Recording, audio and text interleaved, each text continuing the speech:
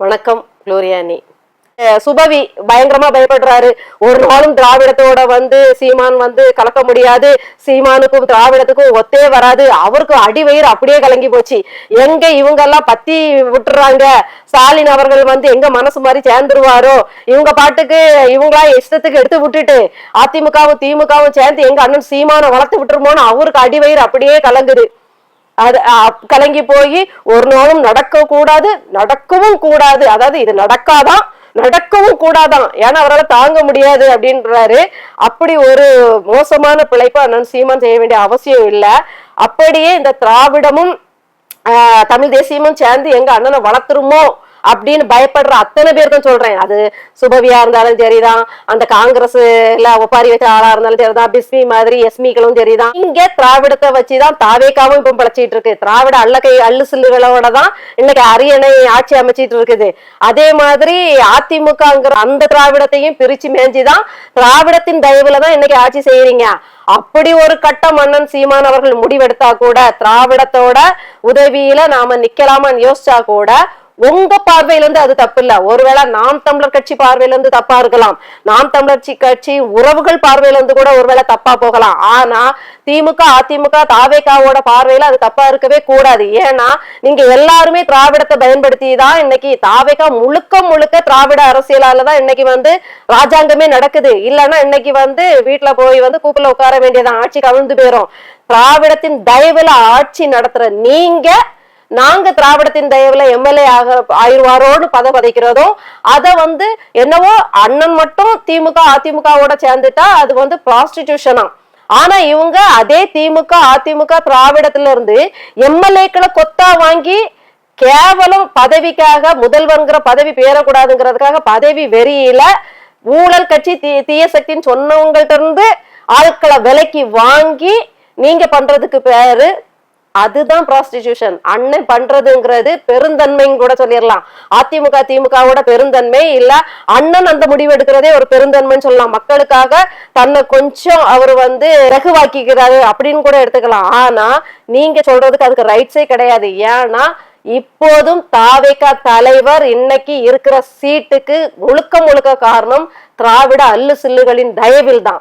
அந்த தயவுல ஆட்சி நடத்துற நீங்க எல்லாம் நாங்க திராவிடத்தின் தயவுல வந்துருவோமா போயிருவோமாங்கிறத பேசுறதுக்கு அருகதை கிடையாது. சீமான் ரொம்ப ஆபத்தானவர், விஜய் விட ரொம்ப ஆபத்தானவர்.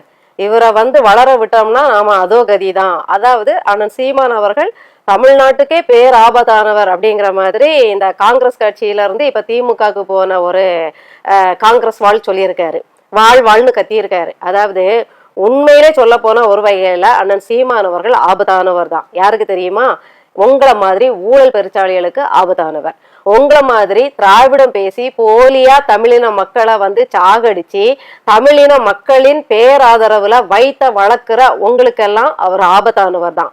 உங்களை மாதிரி நாசகார திட்டங்களை கொண்டு வர திராவிடத்தோட ஒட்டி பழைக்கிற ரோடு கமிஷன்ல இருந்து ஒரு எம்எல்ஏ ஆயிட்டாலே அந்த தொகுதியில உள்ள அத்தனை ரோடு கமிஷன், அத்தனை என்னென்ன கமிஷன் உண்டோ அதுல எல்லாம் ஒரு பொட்டியை வாங்கிட்டு கமுக்கமா இருக்கக்கூடிய உங்களுக்கெல்லாம் மிகவும் ஆபத்தானவர் தான். 1.5 லட்சத்துக்கும் மேல மக்களை கொன்று குவிக்கிறதுக்கு காரணமா இருந்த உங்களுடைய கட்சிக்கு அவர் ஆபத்தானவர் தான். ஏன்னா இன்னைக்கு அந்த ரணம் ஓடிக்கிட்டே இருக்குது. அந்த ரத்தத்துல அந்த வலி வேதனை கணல் குறையாம அனல் குறையாம ஓடிக்கிட்டு இருக்குது. அதனால அவரு முதல்வரான உங்களுக்கு ஆபத்து தான். இன படுகொலை பண்ணவங்கள ஓட ஓட விரட்டுவாருங்கிறதுனால உங்களுக்கு முக்கியமா ஒரு ஆபத்தானவர், காங்கிரஸுக்கு பேராபத்தானவர் அண்ணன் சீமான் அவர்கள் தான். இன்னைக்கு அதிகார வலிமையேற்று இருக்கிறதுனால கூவிக்கிட்டு அழுதுகிட்டு புலம்பிக்கிட்டு ஆர்ப்பாட்டம் பண்ணிக்கிட்டு என்ன சொல்றது குரல் எடுத்து ஓங்காரமா கூவிட்டு தான் இருக்க முடியுது. ஆனா உங்களுக்கு நல்லா தெரியும், இந்த ஒத்த ஆளு அரியணை ஏறிட்டாருன்னா நமக்கு கஞ்சிக்கே வழி இருக்காது. இனப்படுகொலை ஒன்ன வச்சே நம்மள சோழிய முடிச்சிருவோம் அப்படின்னு உங்களுக்கு தெரியும். அதனால அவர் ஆபத்தானவர் தான். ஏன் விஜய் விட ஆபத்தானவர்? ஏன்னா விஜய் இருந்தாலும் ஒண்ணுதான், அதிகாரத்துல இல்லாட்டினாலும் ஒண்ணுதான். அவரு ஒரு பொம்மை, அவரு ஒரு பொம்மை முதல்வர், தெலுங்கு சாம்ராஜ்யத்தின் ஒரு நீட்சி தான். இன்னும் சொல்ல போனா மோடி மஸ்தான் என்னென்ன வாசிக்கிறாரோ அதுக்கெல்லாம் தலையாட்டிட்டு இருக்க போகிற ஒரு தஞ்சாவூர் பொம்மையை விட படு பயங்கரமான தலையாட்டி பொம்மை தான் இது அப்படின்னு உங்களுக்கு நல்லா தெரியுது. அதனால அண்ணன் சீமான் வந்து ஆபத்தானவர் விஜயை விட அப்படின்னு சொல்றீங்க. நீங்க கொண்டு வந்த என்னென்ன நாசகார திட்டம், அதே ஈத்தேன் மீத்தேன் வாயு திட்டம் ஆகட்டும், இதே கார்பரேட் அனில் அம்பானி எல்லாம் காங்கிரஸோட தான் ஃபர்ஸ்ட் முதல் நண்பர்கள். அப்புறம் உங்க முதுகுல குத்திட்டு தான் ஐயா மோடி அவர்கள் தோல்ல ஏறி அனில் அம்பானி எல்லாம் இன்னைக்கு வாழ்ந்துட்டு இருக்காங்க. உங்களுடைய பாலிய நண்பர்கள், பழைய நண்பர்கள் தான். அப்போ அவர்களுக்காக தான் இவரும் இணக்கமா போவாரு அப்படின்னு தெரிஞ்சதுனால உங்களுக்கு அவரை பத்தி எந்த பிரச்சனையும் இல்ல. இந்த விஜய் அவர்கள் நேர்மையா இருந்தா நீங்க பயந்துருப்பீங்க. அதிமுக திமுகல இருந்து ஊழல் ஊதுகுழல்கள் எல்லாம் இப்போ வந்து தன்னுடைய சாம்ராஜ்யத்துக்கு மந்திரி பதவி கொடுத்து அரசவைய நிரப்பி வச்சிருக்கிறவரா இல்லாம இருந்திருந்தா, அவர் நேர்மையின் வடிவமா இருந்திருந்தா உங்களுக்கு அண்ணன் சீமான் மாதிரியே தாவேகா தலைவர் விஜயை பார்த்தாலும் பயம் வந்திருக்கும். ஆனா இவர் எதுலயுமே சேர்த்தி கிடையாது. நேர்மையாவும் இருக்க மாட்டாரு, ஆக்கப்பூர்வமாகவும் இருக்க மாட்டாரு. குதிரை வேகமா செயல்படுவேன்னு சொல்லிட்டு குதிரை பேரம் தான் நடத்திட்டு இருப்பாரு. அதுல வேகத்தை காட்டுவாரு. ஒரு பைசா தொடவும் மாட்டேன், தொட்டவனை விடவும் மாட்டேன்னு சொல்லிக்கிட்டு அப்ப என்ன செய்வீங்க? அவங்க தேடி தேடி கண்டுபிடிச்சு என் கட்சியில சேர்த்துக்குவேன், எப்படி பிழைக்கலாம், எப்படி தப்பிக்கலாம், எப்படி வந்து சட்டத்திற்கு உட்பட்டு திருடலாம் அப்படின்னு தெரிஞ்சுக்கிறதுக்காக தான் நீங்க வந்து அவங்க எல்லாம் சேர்த்துக்கிறீங்களே தவிர நீங்க தொடாம இருக்க போறதும் கிடையாது, நீங்க ஊழல் செய்யாம இருக்க போறதும் கிடையாது. விஜய் ஒரு ஆபத்தானவரா உங்களுக்கு தெரிய போறது இல்ல. நம்மள மாதிரி இன்னொரு ஆள் வந்திருக்காருப்பா, பயப்பட தேவையில்லை. அதுலயும் நம்மள சார்ந்தவர்களை தான் பாதி உருவிட்டு போயிருக்கு, பயப்பட தேவையில்லை. ஆனா இது எதையுமே செய்ய தயாரா இல்லாத நீ 2000 இல்ல 1000 கோடி இல்ல 500 கோடி இல்ல எவ்வளவு பேரம் பேசினாலும் நான் கூட்டணிக்கு வரமாட்டேன், எனக்கு பணம் ஒரு பொருட்டு அல்ல, என்னுடைய கொள்கையும் என்னுடைய நிலைப்பாடும் என்னுடைய சித்தாந்தமும் என்னுடைய இனம் மக்கள் அதாவது என் மக்களுக்கான சேவையும் தான் எனக்கு வந்து முக்கியம் அப்படின்னு சொல்ற அண்ணனை பார்த்தா நேர்மையின் வடிவமா இருக்கும்போது உங்களுக்கு பயம்தான் வரும். அதாவது பேய் பிசாசுகளுக்கு எப்படி தேவதூதர்களை கண்டா பயம் வருமோ, பேய்களுக்கும் குட்டி சாத்தான்களுக்கும் எப்படி வந்து கடவுளின் அவதாரங்களை பார்த்தா பயம் வருமோ, அதே மாதிரி கெட்டு குட்டிச்சோரா போன மக்கள் மீது ஏறி உட்கார்ந்து அவங்க தையல சாணி அடிச்சு பொழைக்கிற உங்களுக்கு இது மாதிரி வந்து எல்லாத்தையும் மாத்திடுவேன், நான் ஒரு சுபிட்சமான ஆட்சியை கொடுப்பேன், நான் ஒரு சிங்கப்பூர் மாதிரி மாத்துவேன், நான் ஒரு மலேசியா மாதிரி மாத்துவேன், அத்தனை புரட்சியாளர்களும் தங்களுடைய நாட்டுக்கு என்னென்ன நல்லது செஞ்சு தன்னுடைய நாட்டின் வளத்தை பெருக்கினார்களோ அதையெல்லாம் செஞ்சிருவேன், இப்படியெல்லாம் ஒருத்தன் வந்து செஞ்சிட்டாம்னா நமக்கு சோத்துக்கு லாட்டரி அடிக்க வேண்டியதான். லாட்டரி அடிச்சு கூட அப்புறம் சாப்பிட முடியாது, நம்ம வயிற்று பழப்பு நாசமா போயிரும். இந்த சொகுசு, இந்த மது மாது சூது இதெல்லாம் நம்மளால பண்ண முடியாது. இது சோக்கேறி ஊறிய உடம்பு. இது வந்து சீமான் போன்ற ஆட்கள் வந்தா நம்ம பாடு திண்டாட்டம் தான் அப்படின்னு தெரிஞ்சுக்கிட்டு அதனால பயப்படுறீங்களே தவிர வேற என்ன பயம்? அவரு மக்களுக்கு விரோதமா என்ன ஆட்சி நான் செய்வேன்னு சொல்லிட்டாரு. நான் வந்தா மக்களை பிடிச்சி குழியில தள்ளுவேனாரா? நான் வந்தா விவசாயத்தை எடுத்து குண்டாஸ் போடுவேன்னு சொன்னாரா? நான் வந்தா ஈத்தேன் மீத்தேன் வாயு எடுக்கிறதுக்கு வயல்வெளிய நான் விவசாயிகள்கிட்ட எல்லாத்தையும் பேசி அவங்களுடைய நிலங்களை குத்தகைக்கு எடுத்து விவசாயம் பண்ணுவேன்னு சொன்னாரா? இல்ல ஈத்தேன் மீத்தேன் வாயு எடுப்பேன்னு சொன்னாரா? நான் வந்து நிலக்கரி சுரங்கத்துல பாழா போன ஏக்கர் கணக்கான நிலங்களை எல்லாம் எடுத்து அதுல ஆடு மாடு பண்ணை கூட்டு பண்ணைகள், ஏன்னா அதுல விவசாயம் பண்ண முடியாது. நிலக்கரி இடத்துல அது வந்து மணல் வந்து இதாயிரும், மலடாயிரும், அதுல விவசாயம் பண்ண முடியாது. ஆனா ஆடு மாடுகள் வளர்க்கலாம், பண்ணைகள் வைக்கலாம், அது இல்ல மின் தகடுகள் காற்றாலைகள் வைக்கலாம். இப்படி மாற்று ஒரு வழியை செய்வேன்னு சொன்னாரா? இல்ல நிலக்கரி சுரங்கத்தை இன்னும் தோண்டி தோண்டி தோண்டி அந்த நிலத்தை பாழாக்குவேன்னு சொன்னாரா? அவர் என்ன கெட்ட திட்டம் சொன்னாரு?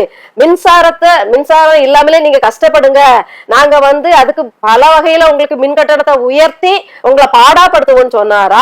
நான் சூரியன்கிற ஒரு மூலதனத்தை பயன்படுத்தி உங்களுக்கு வந்து நான் வந்து சூரிய ஒளியிலேயே உங்களுக்கு கிடைக்கிற கேப்ல எல்லாம் மின்தகடு மாட்டி உங்களுக்கு மின்சாரத்தில் தன்னிறைவு பெற்று நீங்க இன்னைக்கு 5 ரூபாய் யூனிட்டுக்கு கொத்து மதிப்பா சொல்றேன், யூனிட்டுக்கு 5 ரூபாய் கட்டுறீங்கன்னா ஒரு 2 ரூபாய் 1 ரூபாய் கட்டுற மாதிரி இன்னும் லகுவா உங்களை ஆக்குவேன் அப்படின்னு சொன்னாரா? இல்ல மின்சார கட்டணத்தை குறைக்கிற மாதிரி குறைச்சி நான் கூட்டி உங்க தலையில கட்டுவேன் தாவேகா ஆட்சி மாதிரி அப்படின்னு சொன்னாரா? தாய்மாமன் சீரு அது இதுன்ட்டு நான் குழந்தைகளுக்கு அப்படி கொடுப்பேன், தங்கமா கொடுப்பேன், பட்டா கொடுப்பேன் அப்படின்னு பொய் சொல்லி அவர் தேர்தல் வாக்குறுதி கொடுத்தாரா? இதையெல்லாம் நீ சொந்த காசுலயே நீயே போட்டு அழகு பாக்குற அளவுக்கு நான் உன்னை வந்து பொருளாதாரத்துல உசத்துவேன் அப்படின்னு சொன்னாரா? நீ யார் கையிலையும் கையேந்த வேண்டாம், நீ யாரையும் கண்டவன மாமேன்னு கூப்பிட்டு தெரிய வேண்டாம், கண்ட ஆள்கிட்ட வந்து கையேந்திக்கிட்டு அரசு எப்போ நமக்கு ஒரு பொட்டலம் போடும், அரசாங்கம் எப்போ நமக்கு வந்து 1000 ரூபாய் தரோம்னு நம்ம வந்து எச்சத்தனம் சாதாரணமா பிச்சை கேட்டு நிக்க வேண்டாம் தமிழின மக்கள். அதுக்கு பதிலா நீ 5000 10,000 சேமிக்கிற மாதிரி நான் ஆட்சி பண்ணிடுறேன் அப்படின்னு சொன்னாரா? இல்ல நீங்க கெஞ்சி ஒரு அரசாங்கம் வந்து நமக்கு 1000 ரூபாய் தரோம், நம்ம வாய்க்கரிசி போடணும்னு காத்துக்கிட்டே இருங்க அப்படின்னு சொன்னாரு. இதுவரைக்கும் வந்து ஊழல்வாதிகள்னு நாம வந்து அரசியல்வாதிகளையும் கார்பரேட் நிறுவனங்களையும் சொல்லிட்டு இருந்தோம். இன்னைக்கு இந்த தாவேகா தரம் தாழ்ந்து ஓட்டு போட்ட மக்களே ஊழல்வாதிகள்னு சொல்லியிருக்கு. தாவேகால மட்டும் தாங்க மக்களும் ஊழல்வாதிகளா இருப்பாங்க. பாத்தீங்களா? நீங்க பாத்தீங்கன்னா நாம் தமிழர் கட்சியை தவிர மீதி எல்லா கட்சிகளும் காசு கொடுக்கும். ஏன் தாவேகா சும்மா சொல்லுது, ஆனா அவங்க 2000 ரூபாய் பல தொகுதிகளில் கொடுத்திருக்காங்க, பரிசு பொருட்கள் கொடுத்திருக்காங்க. போட்டோவோட நிர்மல் இந்த ஒரு IRF அருண் அவரோட புகைப்படத்தோட பரிசு பொருட்கள் எல்லாம் எடுத்திருக்காங்க. எல்லா தாவேகாவும் கொஞ்சமும் குறையாம பணம் பட்டுவாட செஞ்சு, அதான் சோஃபாவே இறக்கிட்டாங்களே, இதுல என்ன இருக்கு? அப்ப அது ஊழல் தானே. நாம் தமிழர் தவிர அத்தனை கட்சிகள் ஊழல் செஞ்சுட்டு இருந்தது இதுவரைக்கும். புதுசா உலக வரலாற்றிலே முதன்முறையாக தாவேகாக்கு ஓட்டு போட்ட மக்களும் ஊழல் செஞ்சிருக்காங்க. அதான் நாங்க சொல்றோம்ல, இது ஒரு சமூக குப்பை. இது தலையும் சரி கிடையாது, இதுல இருக்க பிரமுகர்களும் சரி கிடையாது, நிர்வாகிகளும் சரி கிடையாது, எம்எல்ஏக்கள் எம்பிக்கள் அமைச்சர்களும் சரி கிடையாது, ஓட்டு போட்ட மக்களும் சரி கிடையாது. திமுகவை திருட்டு மக்கள் திருட்டு திமுகவை தேர்ந்தெடுப்பாங்க. ஊழல் செய்யும் மக்கள் வந்து ஊழல் அதிமுகவை தேர்ந்தெடுப்பாங்க. ஜாதி வெறி பிடித்தவர்கள் அந்த ஜாதிய கட்சிகளை தேர்ந்தெடுப்பாங்க. உணர்வும் தமிழின உணர்வும் நேர்மையும் யோசிக்கிறவங்க மட்டும்தான் நாம் தமிழரை தேர்ந்தெடுப்பாங்க. ஆனா ஆபாசத்தையும் அருவறுப்புகளையும் திருமணம் தாண்டிய உறவுகளையும் கொச்சையான வாழ்க்கை வாழ்றவங்க, தரங்கட்ட வாழ்க்கை வாழ்றவங்க, போதையிலேயே மிதக்கிறவங்க, அந்த ஆபாச தரங்கட்ட இழி பிறவிகள் இருக்கு இல்லையா, அதோட சேர்த்து இந்த திருட்டு கூட்டமும் சேர்ந்து இந்த பிளாக்ல டிக்கெட் விற்கிறது, செயின் பறிக்கிறது, பிக் பாக்கெட், மொல்ல மாதிரி முடிச்சதுக்கின்ட்டு அத்தனை சமூக குப்பைகளும் தான் தாவேக்காக்கு ஓட்டு போட்டிருக்கு. அதனாலதான் கூசாம இன்னைக்கு அதுல உள்ள ஒரு முக்கியமான ஒரு பிரமுகர் சொல்றான், மக்கள் தாவேக்காக்கு ஓட்டு போட்ட மக்களும் ஊழல்வாதிகள்னு. உண்மைதான், அவன் வந்து மக்களை கொச்சப்படுத்தல, எல்லா மக்களும் இல்ல, அவன் கொச்சைப்படுத்தியது தாவேக்காக்கு ஓட்டு போட்டவங்களதான் அடிச்சு சொல்ற. அதான் நாங்க சொல்றோமே, தாவேக்கா உருப்படாத கட்சி, அது வந்து பணம் வெறி பிடிச்சது, லஞ்சம் கொடுத்தா வாங்கிக்கும் அப்படின்னு நாங்க தான் சொல்றோமே. ஊழல் கட்சி தாவேக்கா, மக்களும் ஓட்டு போட்ட அத்தனை பேரும் ஊழல்வாதிகள் தான். பணத்தை வாங்கிட்டு இங்க ஓட்டு போட்டிருக்காங்கன்னா பணத்துக்காக என்ன வேணாலும் செய்வாங்க. ஒரு இடத்துல பணத்தை வாங்கிக்கிட்டு பிடிச்ச நடிகருக்கு ஓட்டு போட்டிருக்காங்கன்னா இந்த பிடிச்சதுக்காகவே என்ன வேணாலும் செய்வாங்க, எவ்வளவு அருவறுப்புகளையும் செய்வாங்க, செஞ்சிட்டு இருக்காங்க. அத்தனை இன்ஃபுளுசஸோட பழைய ரீல்ஸ் எடுத்து பார்த்தா ஒண்ணு கூட உருப்படியா இல்ல, அவ்வளவு ஆபாச வேலைகள் தான் செஞ்சிருக்கு. ஆதாரத்தோட பேசுறேன், வழக்கு போட்டாலும் நான் ஆதாரத்தோட வந்து நிப்பேன், இதை வச்சுதான் சொல்றேன் அப்படின்னு நிப்பேன். அந்த மாதிரி ஆபாச தற்குறிகளாலும் ஊழல் பெருச்சாளிகளாலும் தான் இந்த தாவேகா வந்து இன்னைக்கு ஜெயிச்சு பத்தாக்குறைக்கு வந்து ஊழல்வாதிகளை விலைக்கு வாங்கி கோடிக்கணக்கில் பேரம் நடத்தி இன்னைக்கு தாவேகா ஆட்சி நடத்திட்டு இருக்கு. அதனால நீங்க தயவு செய்து நீங்க பிறரை ஊழல் சக்தின்னு சொல்லாதீங்க. மொத்த ஊழல் சக்தியும் மாய சக்தியும் குட்டி சாத்தான் சக்திகளும் அடங்கிய கட்சி தான் இந்த தாவேகா கட்சி. உங்களுக்கு நாம் தமிழர் மாதிரி ஒரு உன்னதமான கட்சிய, ஒரு உழைக்கும் கட்சிய, மக்களுக்கான கட்சியை குறை சொல்றதுக்கு தகுதியே கிடையாது. நிறைய பேர் பதிவுல வந்து இவர் இன்னமும் அந்த திமுகவோட புரோபகாண்டாவா அது ஓஞ்சிடுச்சு சொல்லி இவங்க எடுத்துட்டு வர்றது, தமிழினம் பேசுறாரு, எந்த ஆய்வகத்துல எந்த டெஸ்ட், அதாவது இது ரத்த பரிசோதனை நிலை வச்சு இவர் வந்து மனிதர்களை கணக்கிடுறாரு அப்படி இப்படின்னு பேசுறீங்களே. நான் கேக்குறேன், இப்போ இத பேசுற உங்ககிட்ட நீங்க யாரு என்னன்னு கேட்டா நீங்க என்னன்னு சொல்லுவீங்க? ஒருவேளை தெலுங்கரா இருந்தா தெலுங்கர்னு சொல்றீங்க. நான் கேக்குறேன், எங்க போய் ரத்த பரிசோதனை பண்ணீங்க தெலுங்கர்னு சொல்றதுக்கு? எளிமையா கேக்குறேன். சரி, அண்ணன் சீமான் அவர்கள் தமிழினம், அந்த இனம், இந்த இனம்னு பேசுறாரு அப்படின்னு சொல்றீங்க. முதலாவது அவரு தன்னுடைய சொந்த இடத்துல சொல்றாரு, அதை ஞாபகப்படுத்திக்கோங்க. அவரு தமிழர், நாம் தமிழர், தமிழன் தான் அப்படின்ட்டு போய் பீகார்ல பேசல, ஆஸ்திரேலியால பேசல, அண்டார்டிகால பேசல, தன்னுடைய சொந்த மண்ணில தான் பேசுறாரு. அது தப்பு கிடையாது. இன்னும் ஒண்ணு, அவர் யாரையும் ஒதுக்கல, யாரையும் வந்து அவரு நிராகரிக்கவும் இல்லை. எல்லாரும் வாழுங்க. ஏன்னா உலகம் முழுக்க தமிழர்கள் இருக்காங்க, உலகம் முழுக்க மக்கள் பரவி விரவி வாழ்ந்துட்டு தான் இருக்காங்க. அதனால அவர் அந்த பரவி விரவி வாழ்றதையோ ஒற்றுமையா இருக்கிறதையோ அவர் எதையும் சொல்லல. இருங்க, ஆனா நாம் தான் ஆளணும், அப்பதான் நம்ம வழி நமக்கு தெரியும், நமக்கு அந்த உணர்வு ஒத்து போகும் அப்படின்னு சொல்றாரு. அதுதான். இன்னும் ஒண்ணு நான் கேக்குறேன், நீங்க வந்து இந்த டிஎன்ஏ டெஸ்ட் எங்க எடுத்து இவர் பேசுறாரு, இவர் எங்க ரத்த பரிசோதனை பண்ணி இந்த தமிழரா அப்படிங்கிறத பாக்குறாரு அப்படின்னு சொல்றீங்களே. இப்ப தாவேக ஆட்சி தானே நடக்குது. இதை சொல்றேன். இப்போ இவ்வளவு நேரம் காங்கிரஸ் சொன்னேன், இப்ப தாவேகாக்கு வர்றேன். தாவேகா ஆட்சி தானே நடக்குது. நீங்க எல்லாம் இப்போ ஸ்கூல் இப்போ வந்து பள்ளிக்கூடங்கள்ல ஜாதி சான்றிதழ் கேட்பாங்க. அதுல அந்த ஆசிரியர் அந்த குழந்தையோட ஜாதியை எழுதுவாரு, சமூகத்தை எழுதுவாரு, இனத்தை எழுதுவாரு. அதாவது முதல்ல இந்தியர்னு எழுதுவாங்க, அப்புறம் மதர் டங்குன்னு கேட்கும்போது தமிழ்னா தமிழ்னு எழுதுவாங்க, தெலுங்குனா தெலுங்குன்னு எழுதுவாங்களே. அப்ப அந்த ஆசிரியர் எந்த ரத்த பரிசோதனை ஏற்படுத்தி, அதாவது எந்த பரிசோதனை கூடம் கொடுத்தா சான்றிதழை பார்த்து அவர் அதை எழுதுறாரு? அதுக்கு பதில் சொல்லுங்க. சரி, இதை விடுங்க. இதாவது அவங்க அம்மா ஒரு சமூக சான்றிதழ் வச்சிருப்பாங்க, அதை பார்த்து எழுதுறாங்கன்னு நீங்க சொல்லிடலாம். இப்ப பிறக்கிற குழந்தை, இந்த தாவேக ஆட்சி ஆரம்பிச்ச இந்த 30 நாளா எடுத்துக்கோங்க. இதுல இருந்து பிறக்கிற குழந்தைகளுக்கு இது பிறப்பு சான்றிதழ் வாங்குவாங்க. அந்த பிறப்பு சான்றிதழ்ல இந்தியன்னு குறிப்பிடுவாங்க, இல்ல மதர் இது தமிழ்னு குறிப்பிடுவாங்க. ஒரு அடையாளம்னு ஒண்ணு அங்க எழுதப்படும் இல்ல, அங்க பதிக்கப்படும் இல்ல. அப்போ அந்த பதிக்கிற அந்த அரசு ஊழியர் தானே அதை பதிக்கிறாரு. அவரு எந்த டிஎன்ஏ பரிசோதனை சான்றிதழை அடிப்படையா வச்சு அதை எழுதுறாரு? இந்தியன்னு எந்த லேப்ல டெஸ்ட் எடுத்துட்டு அந்த குழந்தையோட அம்மா அப்பா போனாங்க?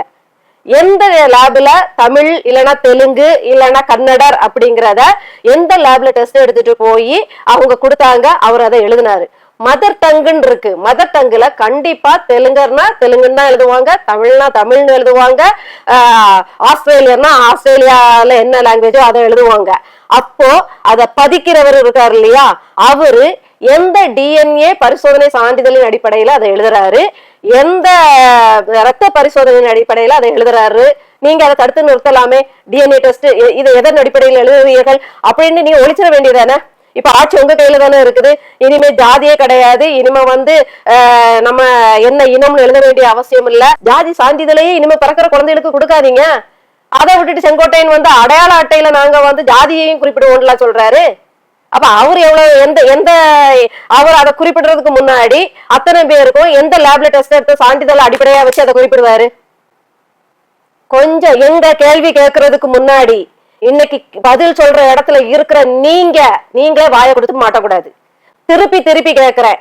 ஆமா, நாங்க வந்து தமிழ்னு பேசுறோம். நீங்க எங்க பரிசோதனை பண்ணீங்க, எங்க வந்து இன்னும் கொச்சையா வந்து எங்க யூரின் டெஸ்ட் எடுத்தீங்கன்னு எல்லாம் கேக்குறீங்க.